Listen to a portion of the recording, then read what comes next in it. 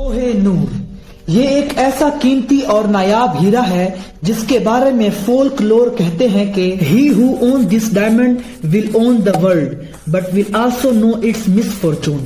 Only God or woman could wear it with impurity. جو اس ہیرے کا مالک بنے گا وہ پوری دنیا کا مالک ہوگا، لیکن ساری دنیا کی مصیبتیں اور بدقسمتیاں بھی اس کا مقدر بنے گی۔ دراصل جس انسان کے ہاتھ بھی یہ ہیرا لگا ہے اس کی زندگی خون خرابے سے ہو کر ہی گزری ہے۔ آئیے دیکھتے ہیں اس عجیب و غریب کرس ڈائمنڈ کی ایک فلمی داستان۔ اگر دنیا میں کوئی ہیرا ہے تو وہ ہے Koh Noor, Koh Noor, Koh Noor. The Kohinoor diamond is currently set in a platinum crown. ہمارا کوہ نور ہمیں واپس کیا جائے۔ پاکستان نے حکومت برطانیہ سے مطالبہ کر دیا۔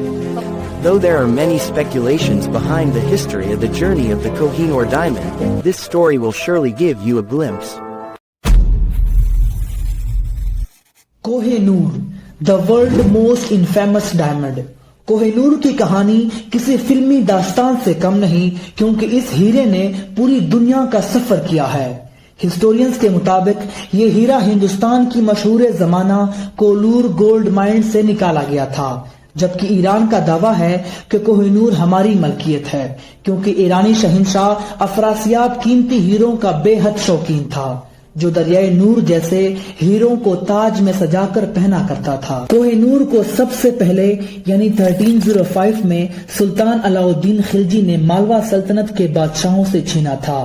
تقریباً 200 سال تک خاموشی رہی اور 1526 میں پانی پت کی لڑائی کے بعد فاتح ظہیر الدین بابر کے بیٹے ہمایوں کے ہاتھ کوہ نور آیا۔ ظہیر الدین بابر اپنی کتاب بابر نامہ میں لکھتے ہیں کہ اس ہیرے کی قیمت آدھی دنیا کا ڈیلی ایکسپنس ہے، یعنی کوہ نور کو بیچ کر آدھی دنیا کو ایک دن کا کھانا کھلایا جا سکتا ہے۔ 1540 میں شیر شاہ سوری نے ہمایوں کو شکست دی، لیکن ہمایوں کوہ نور سمیت ایران پہنچا اور اس ہیرے کو ایرانی بادشاہوں کے حوالے کیا۔ وہاں سے بادشاہوں نے اس ہیرے کو اپنے ہی ایک قریبی دوست برہان نظام شاہ کو بطور تحفہ بیچ دیا۔ دکن کے سلطان برہان نظام شاہ سے اس ہیرے کو لڑائی کے دوران ہی ایک مغل بادشاہ شاہ جہان نے چھین لیا۔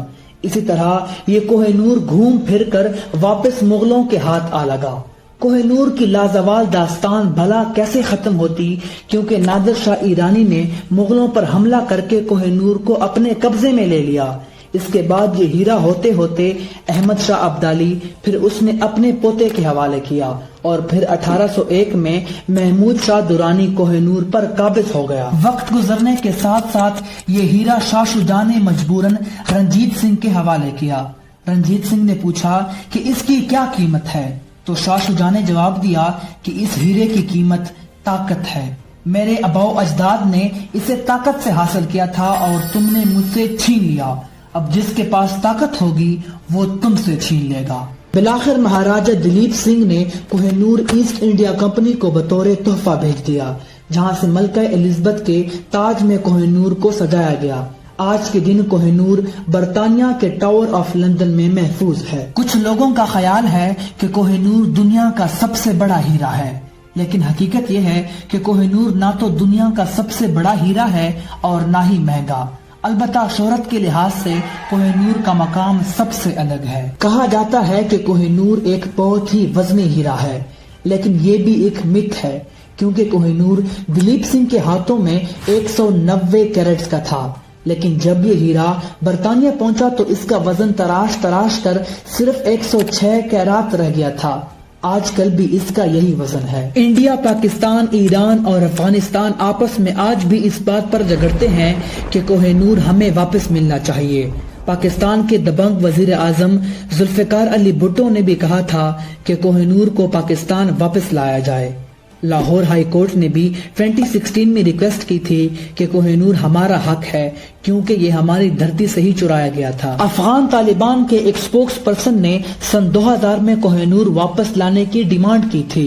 ریسنٹلی ملکہ برطانیہ الزبتھ II کی وفات کے بعد سوشل میڈیا پر کوہ نور کو واپس لانے کا کمپین بھی چلا تھا، لیکن جواب میں انکار ملا۔ آنے والا وقت ہی بتائے گا آنے والی کہانیاں۔